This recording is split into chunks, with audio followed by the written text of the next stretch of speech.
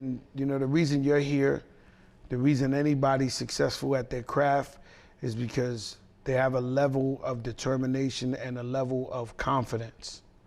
So when I walked into Amateur Night at the Apollo, it was 100 groups, and I immediately looked at everybody and said, I don't know what they're doing here, I'm gonna win. And that's the same confidence that anybody in any field. This little conversation with you, me and you, we're very similar. I often have dreams of an animated project building where I grew up with arms and legs chasing me, trying to bring me back to the projects.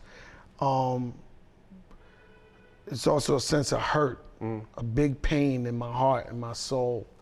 You know, I've been through so much. I've been through so many letdowns, so much hurt that it's made me the kind of person I am now. When you're playing, when you start to see the plan come together, you know, you start to see things come to fruition. That's, for me, that was the best part of it. When people always ask me, you know, hey, yo, you know, Rule, what's the best part of your Enjoy career? the process. Or, you know, what's the standout moment of your career? And I always tell them, I say, man, it's the journey. You know, you never forget the journey, that struggle of what it took you to get there, those late nights, and you just up dreaming, thinking, you know, plotting. You know. I've met billionaires, okay? This is what I was gonna try to do. It ain't about Harvard.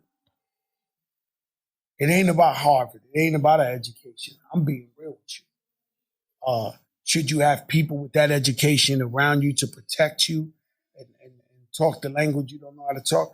But I met so many billionaires that they just have that. 50 Cent is the new Aaron Spelling. Why 50 not? Cent got like 20 shows on TV, bro. and he's from the projects in Southside Jamaica, Queens. He just knew business. He got in there, he studied the business, and he applied the shit from the street in this. And as long as, because the hardest thing is, and tonight on my show, I got Lee Daniels, and I watched a couple of interviews of his, and he keeps saying, because they wouldn't let us in, because they wouldn't let us in. And that's the point.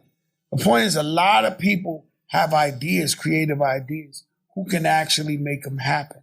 Fame is the most dangerous drug of them all, you know, because it's that rush of being big, being beyond life, being what you never thought you could be in life.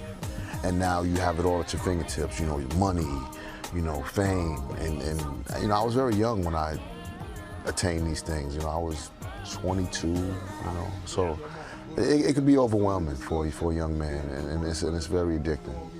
You know, I sold crack. You know, I left my mother's house when I was 14. Whew. And imagine that, right? Yeah. 14, sleeping in a crackhead hotel. I used to pay every day $60.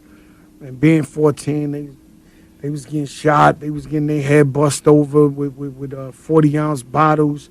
People shooting heroin at the door. And I was selling crack, man. And, you know, I watched crack destroy a lot of people in my community, man. Yeah. You know, a lot of people's parents and stuff. Artists such as myself, it's all about creativity.